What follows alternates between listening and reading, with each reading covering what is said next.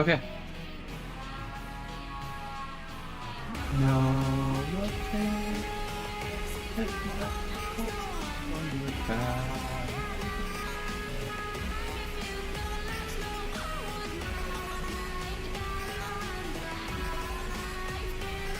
let's make music.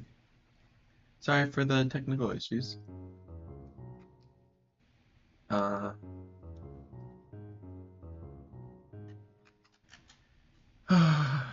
man.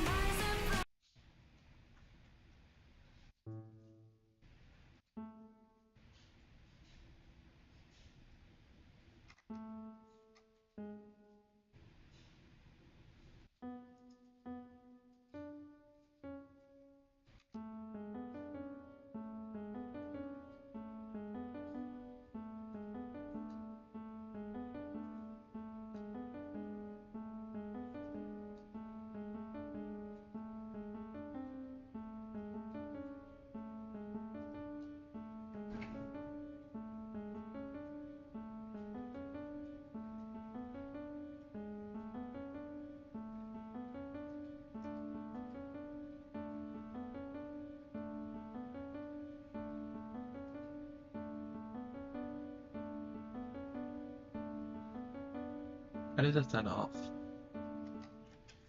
But we will progress with it. Um, oh, there was a tutorial I wanted to watch, other than this one. Uh, list tutorials.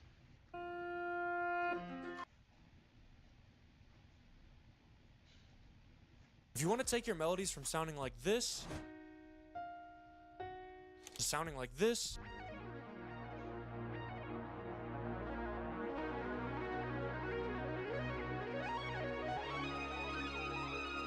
this is the video for you. I'm going to be teaching you how to make fire chord progressions, master sound selection, how to mix your melodies, and at the very end, I'm going to give you a bunch of super saucy and really easy to use tips that you can start using today to make your melodies sound more interesting and more fire. So whether you're a complete beginner making melodies or you're just looking to level up, this video will have something for you. And we have a ton to cover, so let's get right into it. To start off, we need to understand a little bit of basic music theory. And I promise this video won't be a super boring, long, generic video where I'm just talking about a bunch of music theory, because honestly, half of the battle is choosing good sounds, having good effects plugins, and good VSTs. But if you're struggling to make good chord progressions and good melodies in the first place, great sounds, great effect plugins, and great VSTs will not save you. To kind of give an analogy, if you build a really cool looking house on a super weak foundation, it's still gonna be a super weak house. And the same thing goes for melodies. Having a great core musical idea is the first half of the battle. So let's dive into that. The first thing you need to understand about music theory, which is super beginner level, are keys and scales. Essentially, this is just a group of notes that work well together. And when you're making a melody, you want to make sure that all the notes you're using are staying inside of the scale. And technically, you can go out of scale once you get a little bit more advanced, but if you're just starting out, make sure you're staying in scale, because if you go out of key or out of the scale, stuff starts to sound really weird and not in a good way. And inside of those keys and scales, you can play melodies, but you can also play chords. And if you're a super beginner, you don't know what a chord is, essentially it's just a group of 3 notes together that harmonize well and sound good when they're all played at the same time. And instead of boring you with a ton of crazy music theory in this video, I'm gonna go in and show you a cheat code that you can start using in your DAW right now to make chord progressions without knowing too much music theory. So what you're gonna want to do is just get any basic sound loaded up. I've got this piano right here. And then we're gonna go into the MIDI right here. And the first thing that we're gonna do inside of Logic is we're gonna turn on the scale quantize. We're gonna go to C, and we're gonna choose the natural minor scale. So there's 2 main scales that you can choose: a major scale and a minor scale. Minor scales tend to sound more dark, and major scales tend to sound more bright and happy. For me personally, working in the minor scale is the easiest one to do. So you want to set your scale quantize to the scale of your choosing. This will work in any scale. And then you want to grab this paintbrush tool right here. And essentially what this does is it will not let you place a note out of key. And if you're in FL Studio, you can use something called ghost notes that will essentially highlight the notes that are in the scale that you choose. Anyways, once you have this tool on, to build your very first chord, I'm just going to start on this C note right here, since we're in C minor. It's the first note of the scale. Go right there. And this trick is very simple. All you're gonna want to do is skip a note in the scale. So place a note on every other note in the scale. Yeah, I know this. And you want to do Rah. I know this already. I've been doing this. I've been doing that.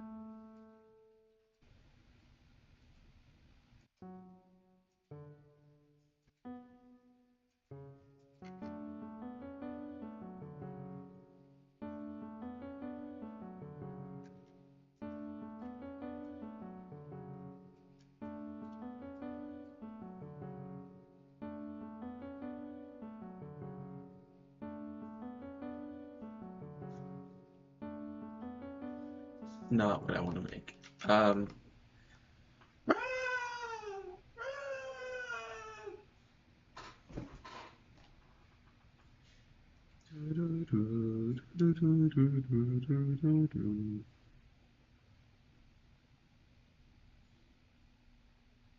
We have it.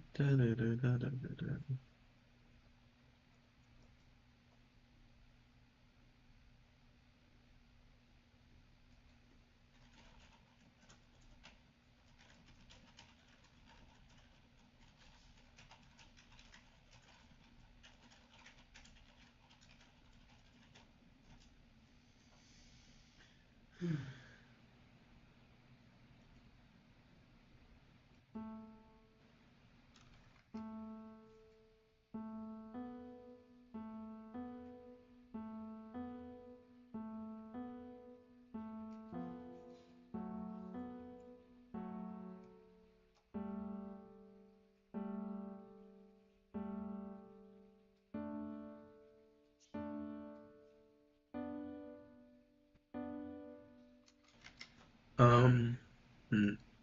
Do that till you have 3 notes. So right now we have 1. The next note that it lets me click is here. Skip 1 here. This is the next note it lets me place, so I skip that note, every other note, until you get something like this.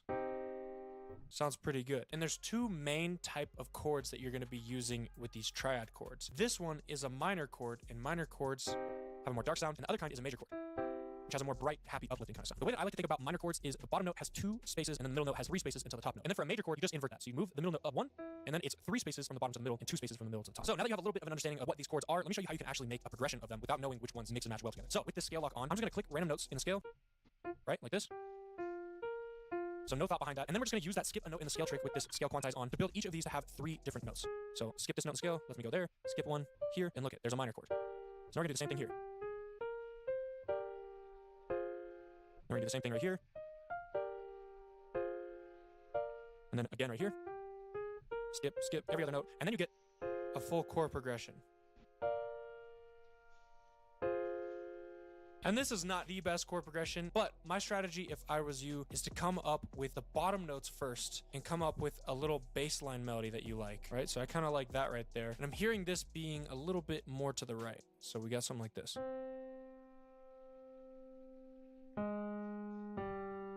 Right? And then you just use that same skip a note in the scale technique, and then you get this.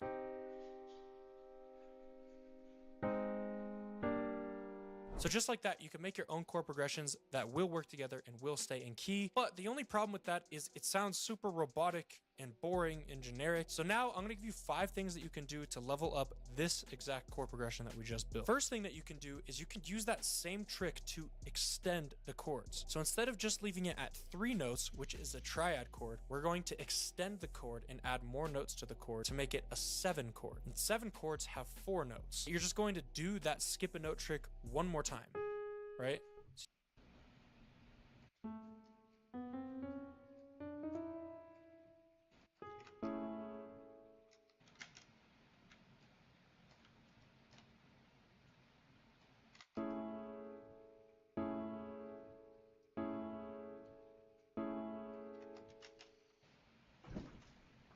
Skip this note here. Now you have a minor 7 chord. You hear how that sounds a little different than this? A little bit more emotional. And you could do this all the way up the keyboard. Skip a note, go right here. Skip a note, go right here. The more you add, the weirder it can sound, but it can also sound cool if you use it right. Right? So that sounds a lot more lush and luxurious. So I'm just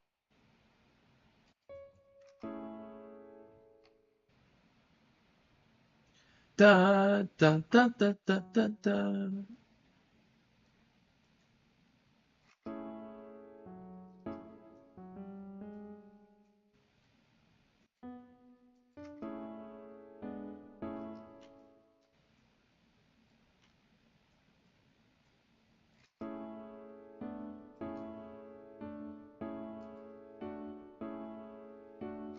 Da da da da da da da da da da. Da da da da da da da da. Okay, see, he said to put the bottom notes first, so let's actually do that.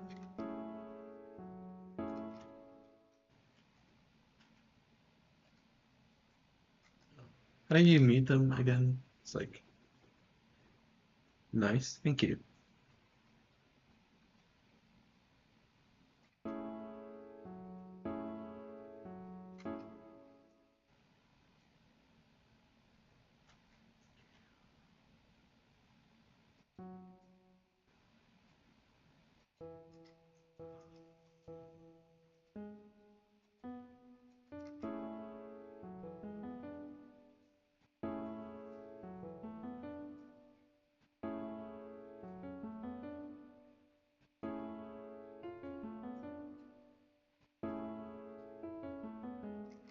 Da, da, da, da, da, da, da, da, da.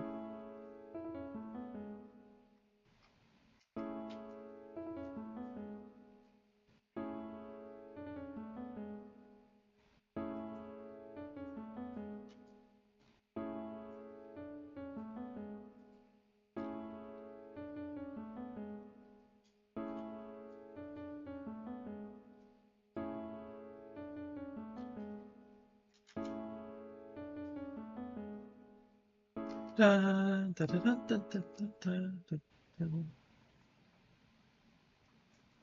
just going to stick to 4 notes, the 7 chords, and I'm going to extend all of these real quick, and then the chord progression should sound a little bit better.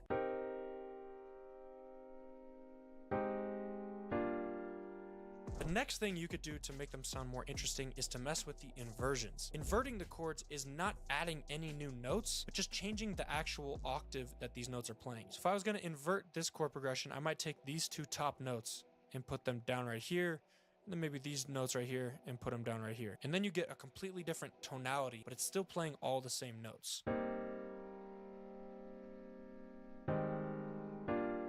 Right? And then maybe I would take these down too. So you just mess with the octaves like that, and it can make it sound a lot more exotic, even if it's a super...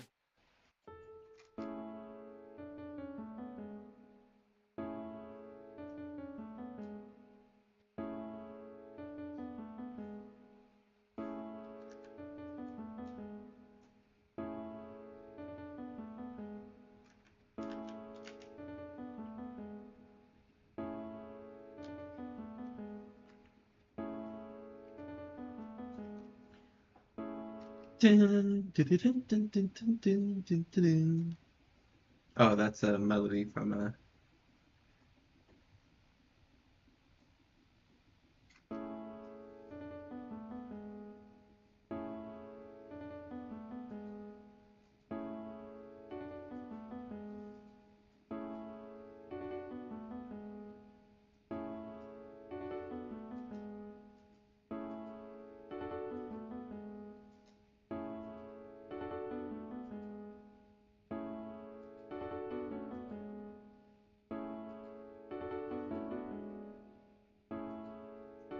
Thank you. Oh, I messed it up.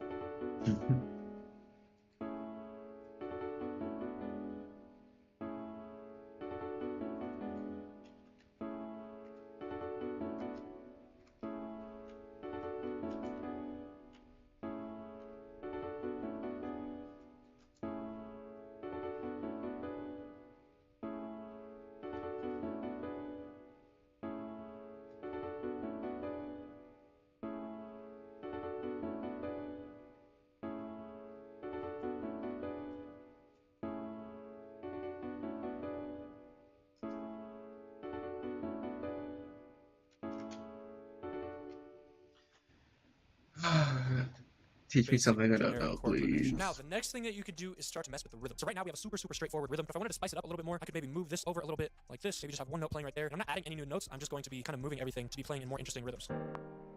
And you could go crazy with this. You could add something right there, maybe another chord hit right there, and then change the inversions like this so that it's kind of going up.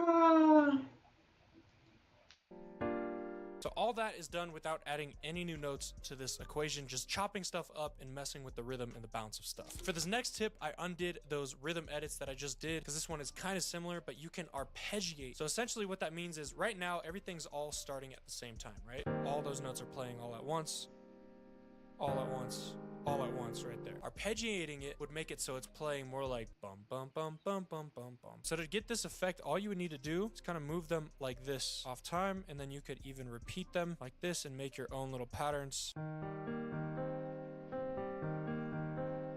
And you can get even crazier with this and let's say move this part up an octave. And then it sounds like you're playing a whole melody, but really it's just that one chord arpeggiated. The next thing you can do is add what I like to call sprinkle chords. So to do this, all you need to do is chop up your chord a few times like this, and then you're just going to put it up an octave each time, like this. And then this one goes up another octave, and then this one goes up another octave. And when you play it like this, it's going to sound very, very weird and robotic, but I'll show you how to fix that.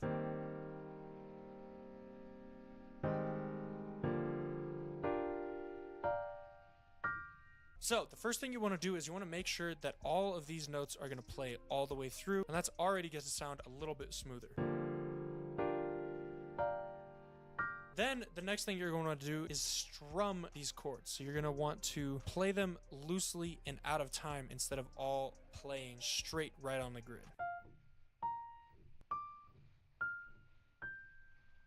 And then once you do that, grab all these notes, lower the velocity a little bit so it's a little bit more gentle. And this is just a very quick example, but then you get something like this.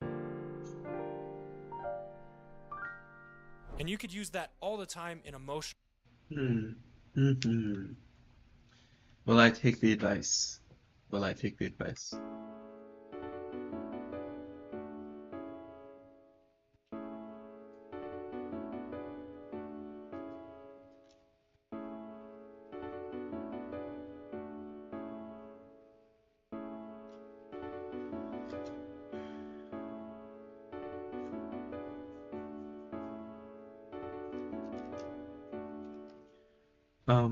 I need to use the bathroom, so I'll be right back.